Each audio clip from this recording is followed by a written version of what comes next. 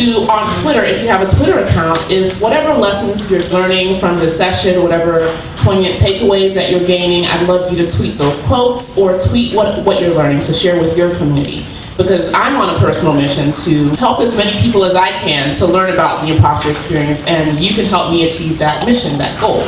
So tweet out what you're learning, and there is an incentive.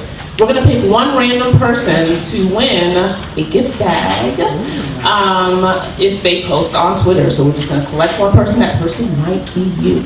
So be involved in that way, okay? To start us off, I'd like to invite Ruth from the Doerr Institute of New Leaders. She'd like to share a message with you before we get started. Thank you. So my name is Ruth Reitmeier. I'm the Assistant Director of Coaching at the Doerr Institute for New Leaders. If you've heard of the Doerr Institute, can I see your hands? And if you know what the Doerr Institute does, can you leave your hands up? Great, thank you. So some of you have never heard of us. And I'll tell you just a little bit about who we are and what we do. But the Doerr Institute is really pleased to be sponsoring this event here in partnership with the Office of Diversity and Inclusion. The mission of the Doerr Institute is to elevate the capacity of Rice students to lead. We're all about leadership and helping you step into your leadership best self. And oftentimes what is known as the imposter syndrome can hold leaders back. It can keep you from fulfilling your potential. It can keep you from being an effective agent of change. And as a leadership coach here at Rice, and as the director of the coaching program, I often hear stories from students who are struggling with the imposter syndrome. They're struggling with feelings of inadequacy and self-doubt. And I want to share some of the quotes that I've heard from some of my clients. I don't think I really belong here. I don't think I deserve to be here. I've only gotten this far because of luck. I'm just pretending to know what I'm doing. If people knew what I was really like, they probably wouldn't accept me. I'm really stressed out, and I feel like I have to work a lot harder than everybody else around me. I'm paralyzed by the fear of failure or falling short of other people's expectations. And even students who seem to be succeeding in high levels of leadership here at Rice will confess that at times they feel like a fraud. And in a highly competitive place like Rice, where there are so many high-performing individuals, it's really hard to raise your hand and admit that you're struggling or that your confidence is slipping. So if you're here today, and if this topic attracted you, I'm assuming that you know that in some way, this feeling of being an imposter has been holding you back from living your fullest life. Maybe it's handicapping your performance in some significant way. Maybe people don't recognize your full potential because you're in hiding. So as a leadership coach, I want you to know that acknowledging these barriers is the first step to overcoming them. And at the Doerr Institute, we have a team of 30 professional trained leadership coaches who work with people just like you to help them overcome these doubts and help them build their confidence. They work with students one-on-one, and there is no charge for these services. You have your own personal leadership coach, and regardless of your baseline leadership experience, you are eligible for our programs. Research has shown that leadership is mostly learned. It's not innate ability. And that means that wherever you are, the Doerr Institute has resources to help you grow and develop as a leader. And Doerr, who is one of our benefactors, says that every interaction is an opportunity to lead. And we help students recognize those opportunities and seize them. So a few minutes ago, I shared some quotes from some of my coaching clients, but what I didn't tell you was that those were not Rice student quotes. Those were quotes from my adult corporate clients in the Houston business community. What does that mean? It means that the imposter experience is not unique to young emerging leaders. It's not just for young, inexperienced people. It can actually follow you the rest of your career if you don't address it. If it's unchecked, it can show up in different ways, in different destructive patterns of behavior like perfectionism, procrastination, indecisiveness, risk aversion, micromanagement, and workaholism. So these toxic beliefs and behaviors can be debilitating, and they can have a significant negative impact on leaders as well as their teams. So it's my desire that today's event will be empowering and enlightening, and I'm really looking forward to hearing from Ijeoma and our panel. Thank you.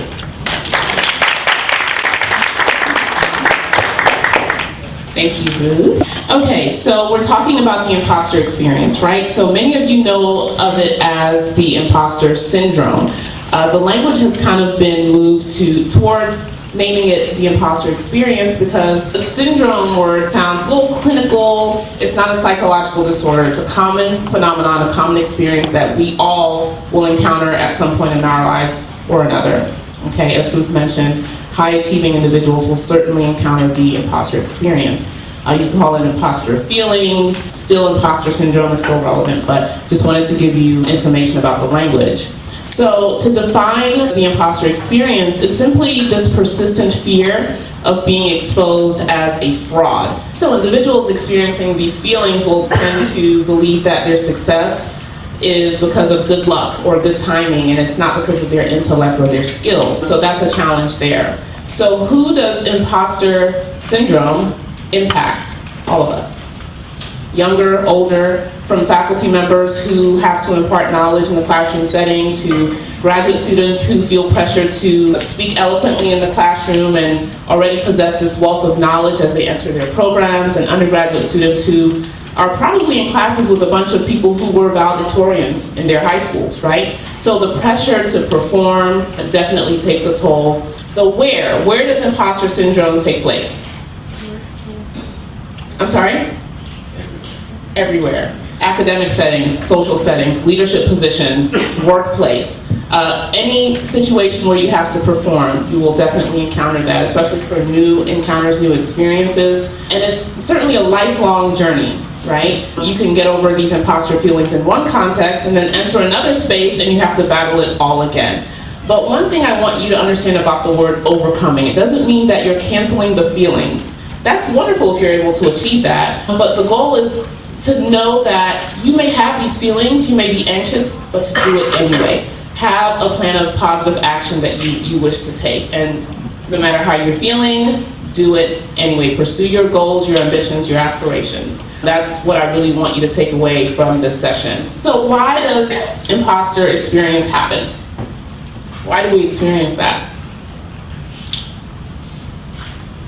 Yes? Because we're constantly compared to each other. We're comparing ourselves to one another, especially in competitive environments, absolutely. Yeah.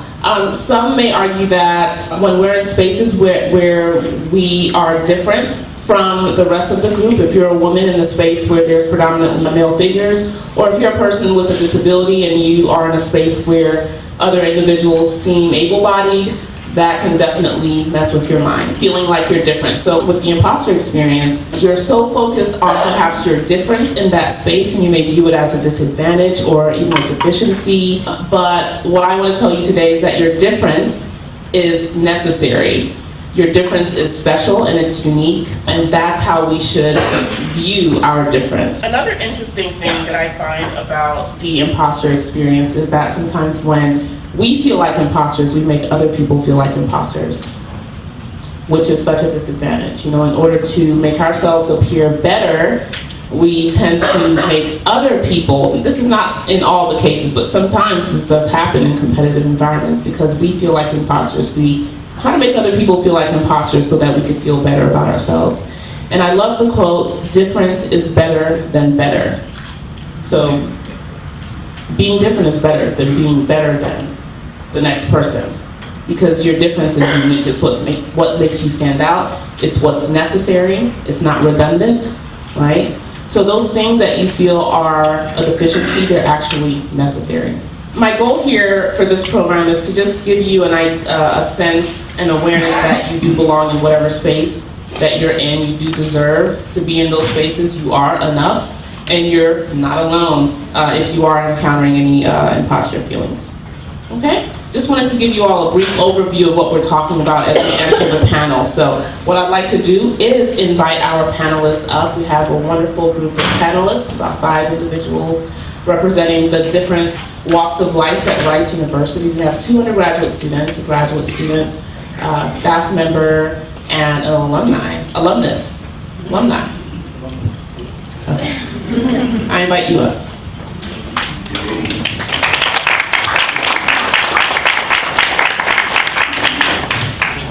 Okay, so welcome. We're going to jump right in, and I'm going to have you all introduce yourselves.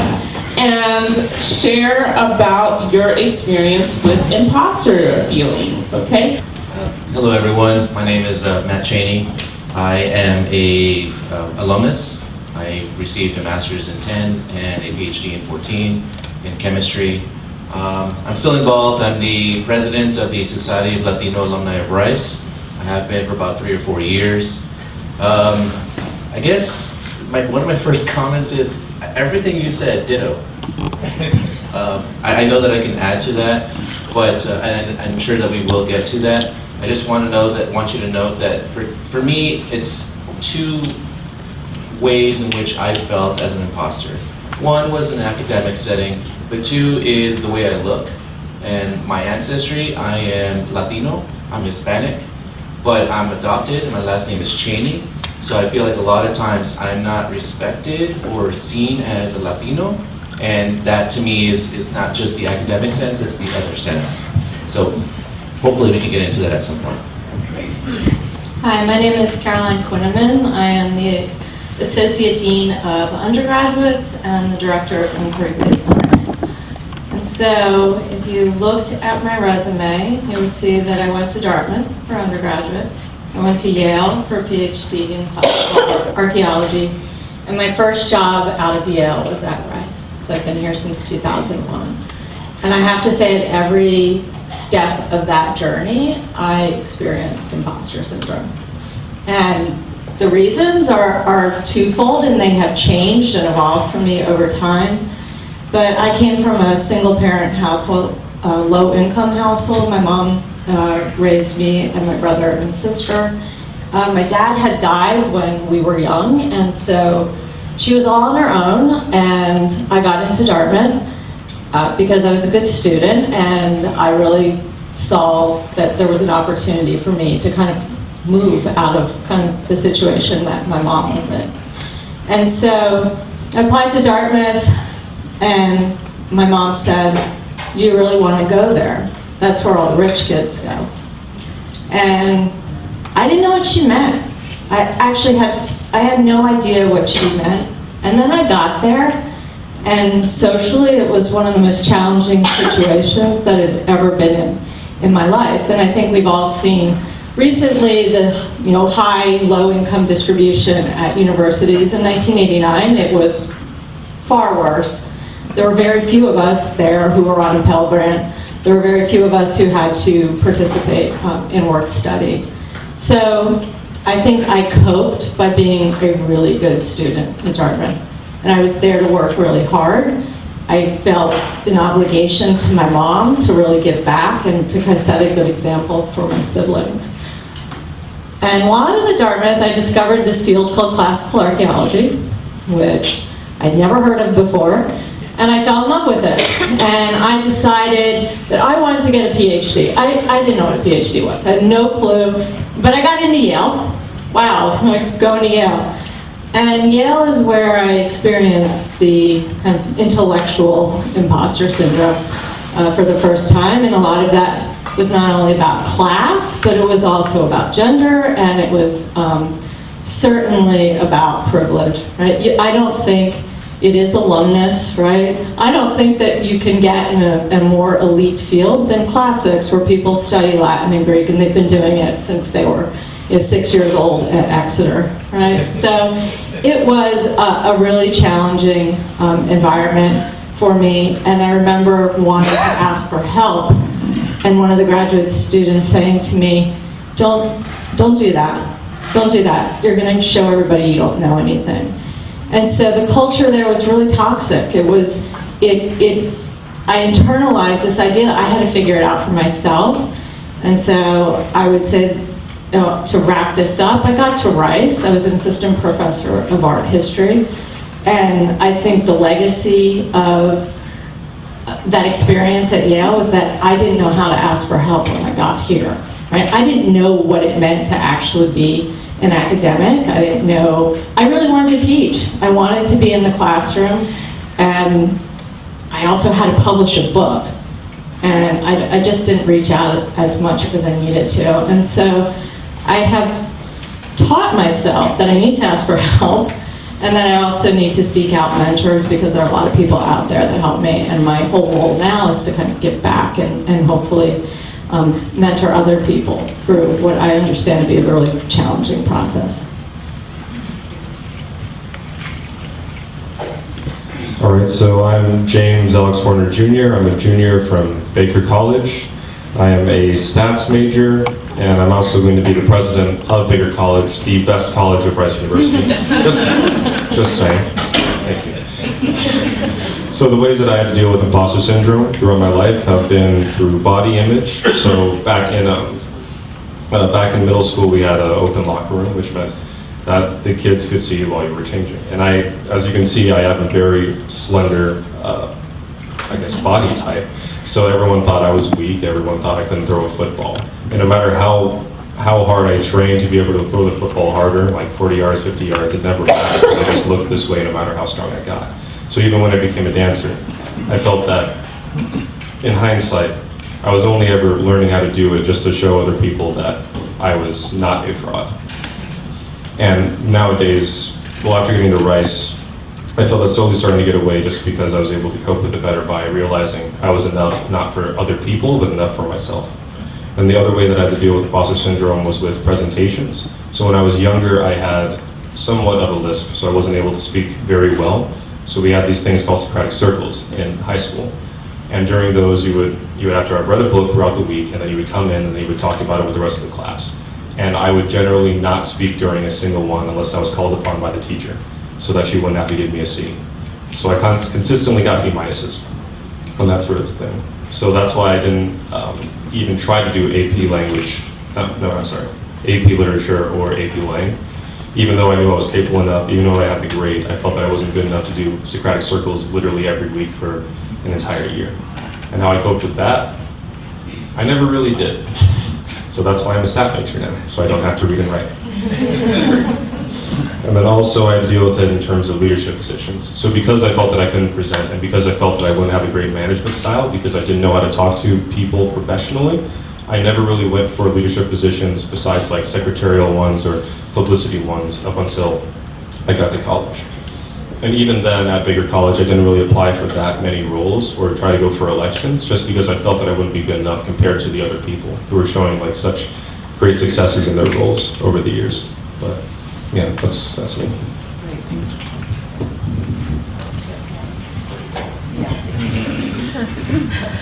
Hi everyone, my name is Ijeoma, but most of my friends and my peers know me as Cindy.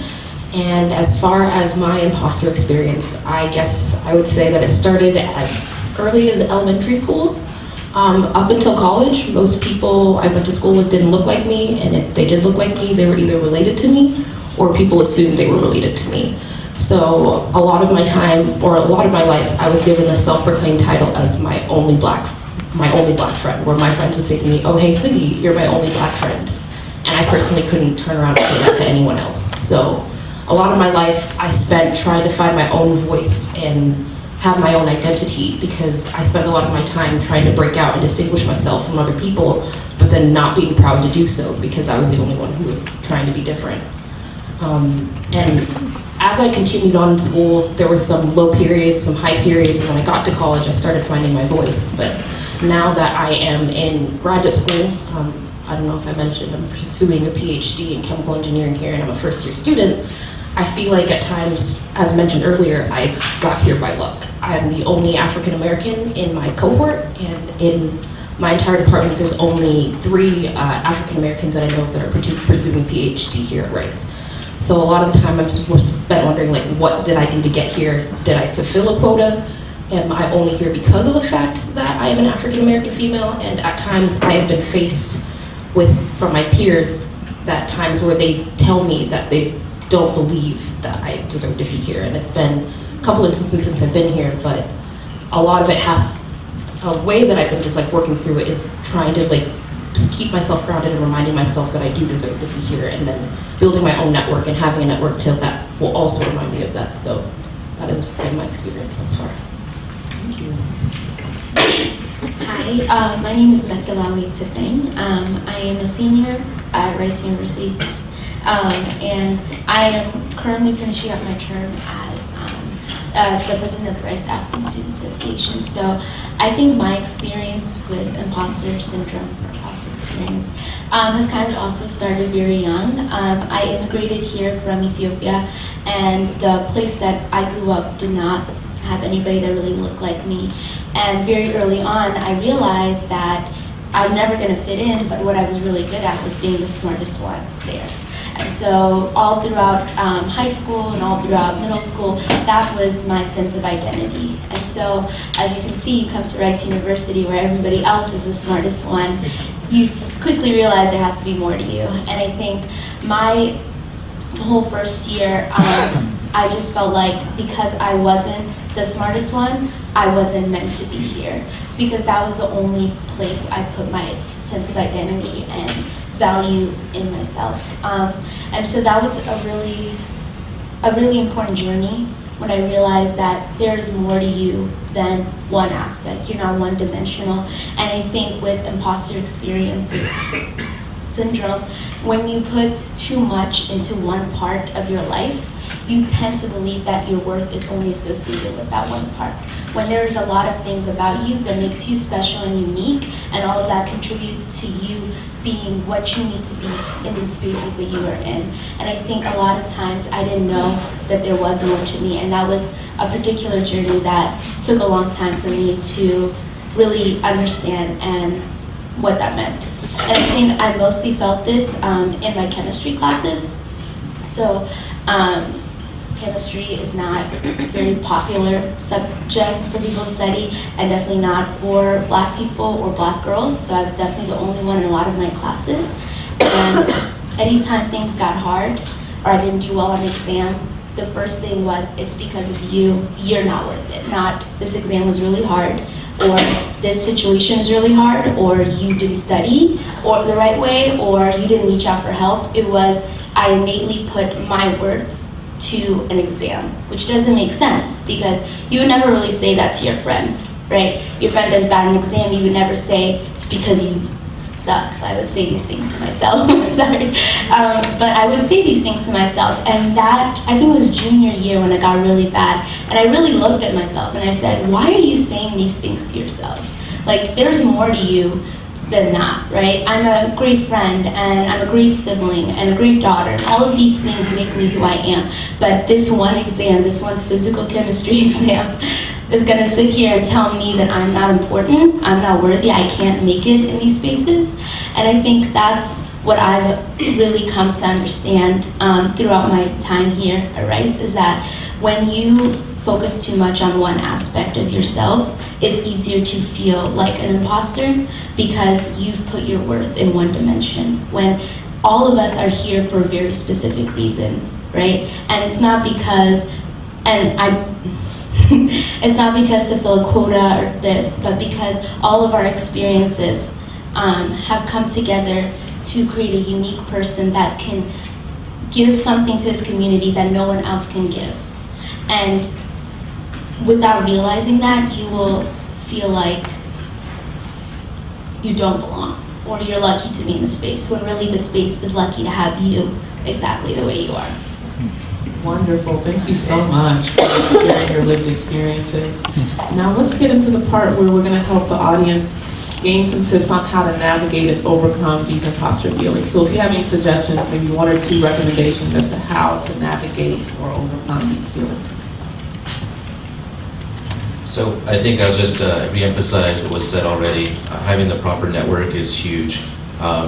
When I was in El Paso, I went to undergraduate at UTEP, and we grew up with family members there. My family's from there, but at the same time, there's a different set of family for myself, and that's the family I chose. So those are my friends that I keep close. I call them my family. I have family that I choose, I have friends here that I choose to call my family as well. We're really close. We have a really good network. We support each other very well. That in itself is great, but I feel like professionally, it's also very important to have mentors in the field that you're in. And so I have mentors who are forensic toxicologists or forensic other fields, because I'm a forensic toxicologist, and I need mentors who are also ethical, good people who value who I am as a person. And so it's not just my friends, but it's also the professional network. And I want to emphasize both of them.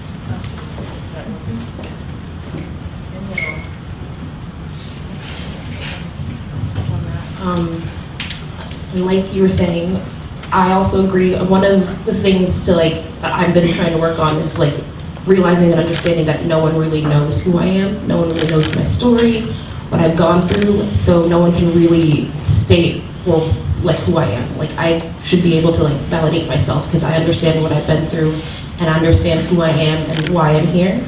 So I guess just a recommendation is just reminding yourself, maybe taking notes sometimes in the morning. I'll write in a journal and discuss write what am I grateful, what am I happy to have, what are good things about me, and having that constant reminder is something that I do believe is really, really helpful in getting through the imposter experience.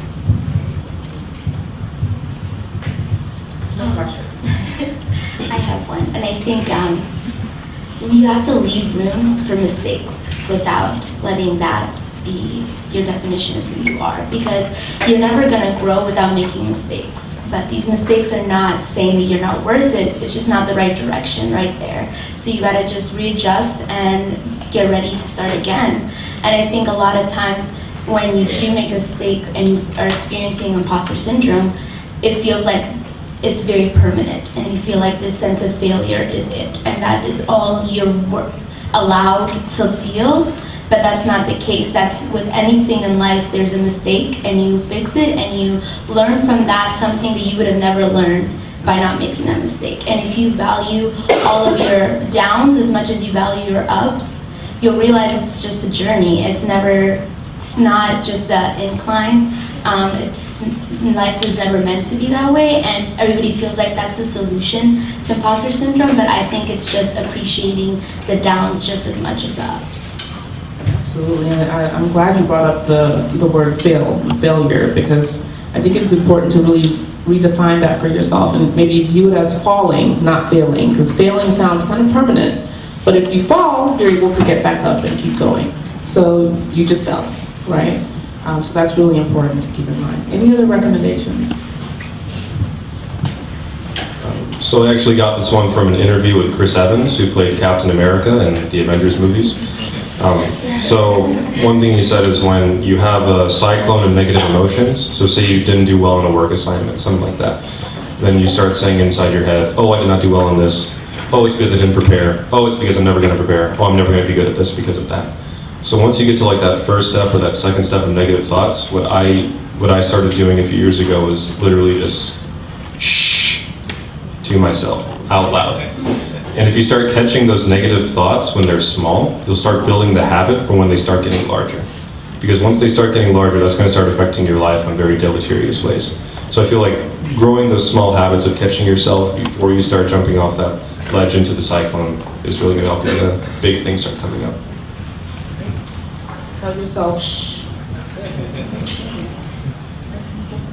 So one more thing that I would like to add is that I think it's really important to recognize when you're setting up ideals, right? When you're looking at a situation and thinking that the only way to be successful in a given situation is to act the way that everybody else has acted for 100 years in that particular context.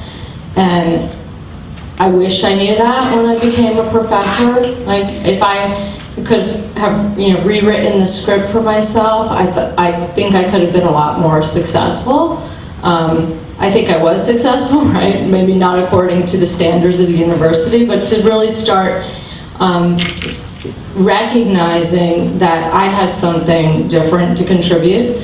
I think having an asset-based approach, as you are alluding to here, is really important. And what is it that every one of us does have to contribute that in turn then can maybe reshape and create broader and more open spaces for people to feel safe?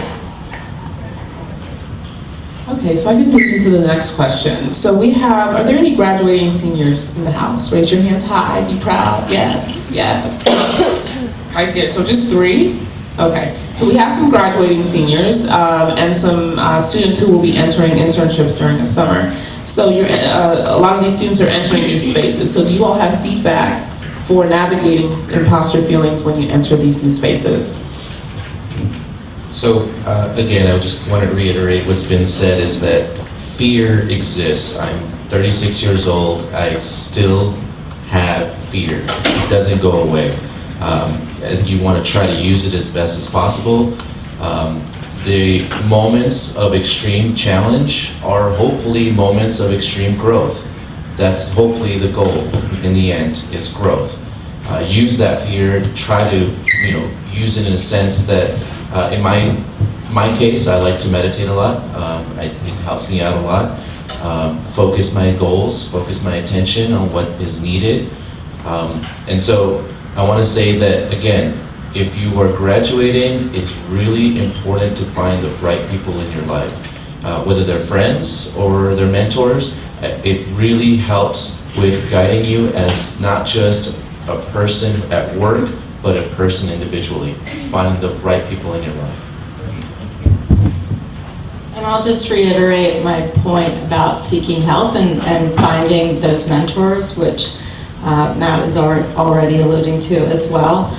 I think you have to make yourself vulnerable and be willing to open yourself up and recognize if somebody else can't deal with that, that's their problem and it's not yours, right? You're doing that for yourself. It'll move you forward if you are willing to just ask a question and show that you don't know something or you don't feel comfortable in a particular situation. So my last internship, I was actually doing, I guess, a research thing through NASA at Rice University over the past summer. And something that I did before that, and something that I do for a lot of the big things that like a lot of the big parts of my life, is I do like little feedback reports. So I just take a little sheet out of this, rip it out, and then just write, how do I feel about myself? How do I feel about the work I'm doing? And then if I have anything negative on there or anything positive also, I try to figure out where did that come from. So I guess one thing over the summer was, at the beginning, they threw 20 research papers at me. And at that point, I really did not understand stat at all, so I couldn't even read them. I couldn't even read the math, which is a little bit ironic, but I couldn't read anything on those papers. So so one thing that I felt about halfway through was, I am not prepared for this at all. And when I was doing that feedback report after the internship, the thing that I surmised from that was, it was just because I was starting into this new environment. But that was the entire point of the research in the beginning, in the entire first place. So I feel like once you know exactly where those imposter feelings are coming from, you're going to be able to better cope with them later on. If you just start having the feelings and you don't know what's going on, what actually started them, what's the root of the problem, you might just be swimming just in the ocean, not knowing where the land is. That's what I took away from internships. Okay, no pressure to answer. Good? Sorry, can I add something? Yes, go ahead. So I want to also state, I work 2 different jobs as a forensic toxicologist. My second job, I quit because I didn't agree with their ethical and quality practices at the business. And I say that because I feel like you really need to evaluate who you are as a person and at what level you will not sacrifice who you are. And I think that was really important for me to justify why I left and for me to be okay with it, because if I stayed, I feel like that would have made me feel more of an imposter. Wonderful. Thank you so much for your insight. So I want to open the questions up to the audience. Does anyone have a question for the panelists? Take a few minutes for questions. Any questions?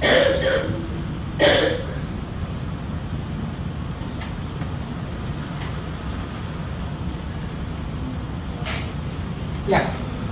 Okay. I think I'm going to get the microphone.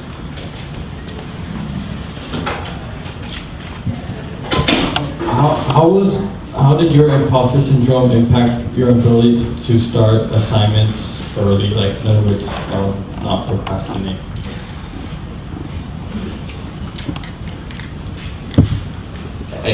I still procrastinate. How did it affect me? I don't think that it affected me that much. I suppose I'd have to look at it deeper, but I feel like my ability to procrastinate is somewhat strongly correlating to my understanding and my faith and confidence in myself to accomplish it in the time that I'm giving myself. I don't necessarily, in my opinion, feel like it's an imposter thing. Hello everyone, I'm Roland Smith, Associate Provost for Diversity Inclusion. I just wanted to address the issue of related to the what you just said, to talk about procrastination.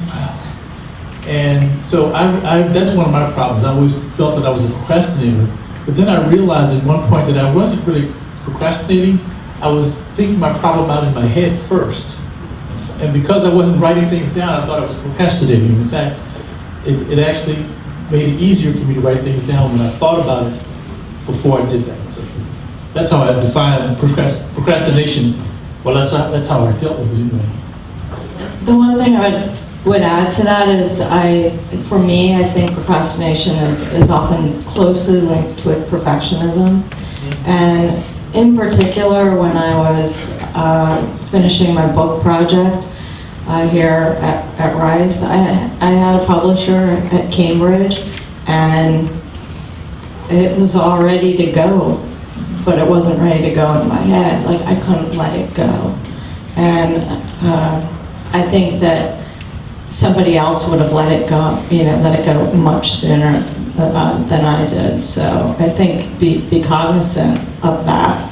Again, of being vulnerable. I think at the end of the day, for me, that was really my greatest fear, was to be vulnerable and ultimately be found out.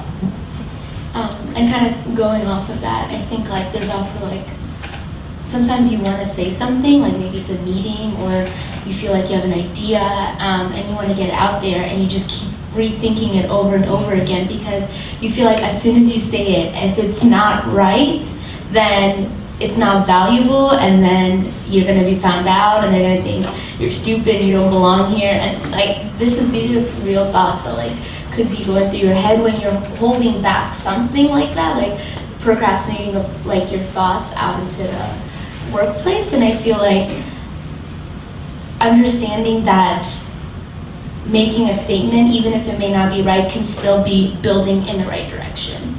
And I think that's definitely an important thing. So even if you start the assignment and you do every single question completely wrong, you know exactly what you're not gonna do, and you keep working on it, you know? Like there's been times where I've gotten the problem completely wrong, but I at least had starting place, and that starting place will eventually lead me to the right answer. But if I had just sat there and just looked at it and waited till last minute, I would have never had that journey of fixing and getting better and growing. And I think part of that is like when you keep holding it back, you lose that opportunity to grow. Thank you so much. We have a question here. Thank you all for speaking today. I'm a staff member here at Rice, and I'm interested in the panel's exploration of the topic of the intersection of the imposter experience, but also authenticity. So especially in the workplace as a young professional, and my assumption is like especially in corporate environments where the social factor is highly correlated with upward movement and having mentors and experience and all those type of privileges that are associated with those type of social experiences. And often those social experiences are based on sameness. And how do you kind of navigate that as you're growing up, and a lot of people who are either students or young professionals kind of getting into those spaces of, I'm trying to be my authentic self, but that's kind of detracting me and from being within these kind of majority homogenous spaces.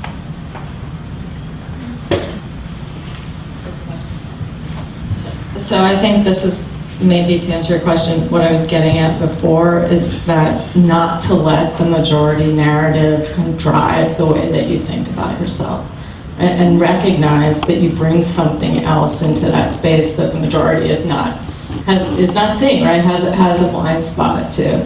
And so I think ultimately for me, like defining the space that I want to occupy within higher education, and I can hide everything about myself. I can be the white woman with the Ph.D. from Yale, and people can read so many things in that, and I could I could play a certain kind of game with that.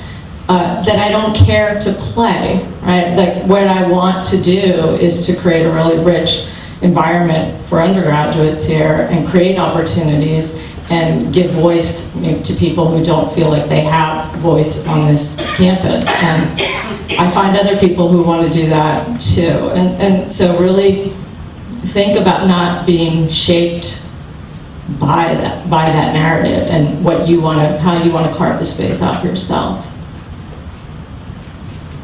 Yeah, and I think like not compromising in what you accept as mentorship or support, because a lot of times if you are in a like homogenous space and a lot of times the support may not be exactly what you need and you just kind of take what is given to you, and it may not be exactly what you need to grow as you. And so if you are trying to grow with like different set of instructions, it's not like really helping you. So don't be afraid to look around and find those people who have the same values as you. Don't try to let other people's value dictate how they're going to mentor and support you, but take your values and find someone else that matches up with you. And I've definitely had this experience where I see like what my mentor is offering, and I see that we are completely disconnected because according to this person, I can only be successful in one way, which is being super hard science, not caring about social issues, not caring about other people, just doing your work and that's it. I could take that and I could take his instructions and I could apply it to my life. 20 years from now, I'm not gonna be happy because I'm not him or I'm me, and there's a reason. And so I had to look harder, and then I found somebody who had the same values as me. And so when they gave me a set of instructions and the support, and this is how I got to where I got, maybe it's helpful for you, and I realized this fit what I needed better. And I feel like if you're compromising on instructions or support, you might find yourself in a place that you're not happy later on because you're following the path for somebody else rather than what is for you.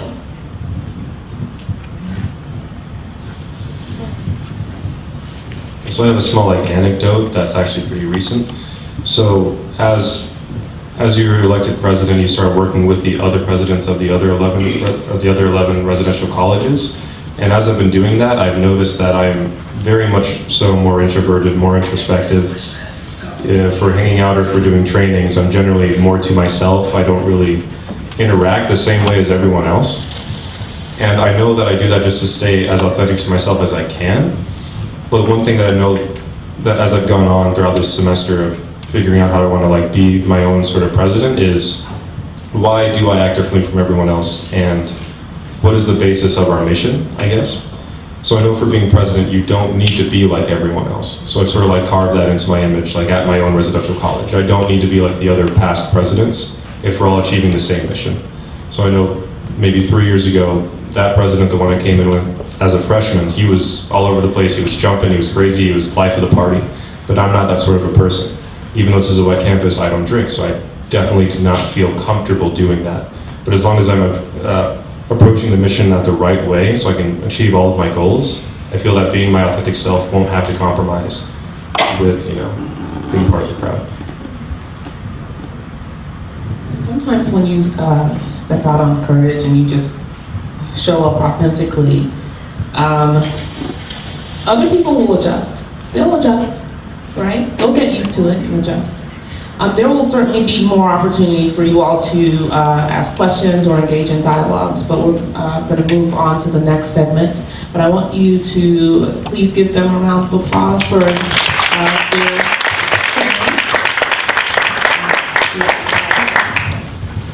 So if you will, as we transition, think about the imposter experience for yourself. Think about that situation that you may currently be in or that you once were in, and how you felt, what you thought, what was that situation?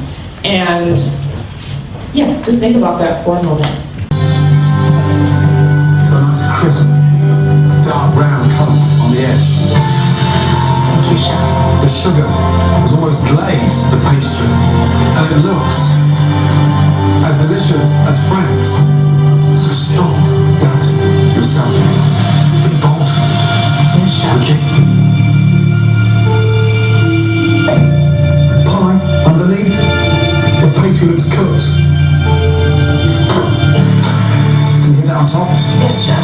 sound like to you? It sounds good and crusty. Good and crusty. So, stop feeling upset with yourself. Okay? You've got to start believing yourself more. Okay? Come on. Come on. Right. Hear that? Yes, chef. There's not a soggy patch on there. That's all the way round. Okay?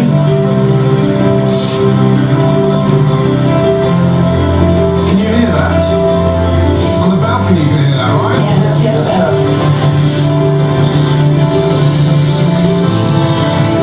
And it's intact. Right in front of your very eyes, I have a wedge Oh, thank God. of a beautiful apple pie. And the flavour?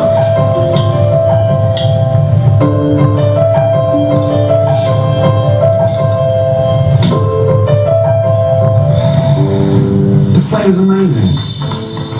Okay? It's delicious. So well done. Okay? Congratulations. Really good job. Okay, just wanted to show a video illustration of what imposter syndrome could look like. Do you all know her story? Anyone know about her? Okay, so her name is Christine Ha. She actually won the competition, I think, that season, and she's actually a visually impaired chef. She can't see, she's blind.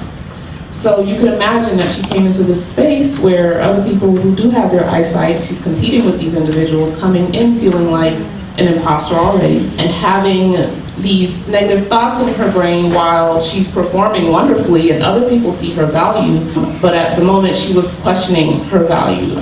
So that was just a real illustration that you are enough, you have what it takes, but sometimes our difference can cloud our thoughts. Yeah, so that's just an illustration. So this is the moment where I want you to find a neighbor and spend a couple of minutes just talking about any takeaways from this session, or perhaps your experience with imposter feelings, whatever you want to share. Find a partner and do that for a couple of minutes. Okay, guess you got all the good information that you needed. Please again follow us on Facebook, Instagram, Twitter. This talk definitely got me thinking about why I'm feeling imposter syndrome, and how it's almost inevitable to feel this imposter syndrome because everybody is at the top of their school, and you're getting challenged by really tough classes, so you're used to getting all these A's, and the assignments were like a pretty piece of cake. But then now in college, they're really hard, and then it's not unusual if you get a C or a D on an exam. But in a way, I think that the challenge is good because it makes you reevaluate your values. Because it forced you to think about, why am I pursuing this degree or career? Is it because my parents expected it of me? Well, your parents are not around to push you, so if that was the reason why you decided to pursue a certain career, you might not have the motivation to pursue that career, and then you discover oh, I wanted to do this other thing, and then it's something that you chose for yourself and that you're passionate about. That's what you choose because it's what you chose for yourself. And also, that video was really touching because it reminded me of typically an Asian stereotype is their parents are pushing them to do well in school. They're always telling them oh, you're not worthy unless you get high achievements, high grades, make a lot of money. And I guess I don't know about her life obviously, but I could imagine somebody in that situation where they have so much self-doubt after so many years of their parents pressuring them and society pressuring them to do well, and they feel like they can't ever live up to that expectation. And then what that judge said was it helped unravel all those years of negative talk, and to say that, and the judge told her that she should believe in herself, she should stop doubting herself, because she doesn't give herself enough credit. She's very talented, but she doesn't see herself as that. It's a lesson for me to have more faith and confidence in myself, because I was able to get into RISE. I have the abilities and skills, so I can set out to do anything that I set myself to do.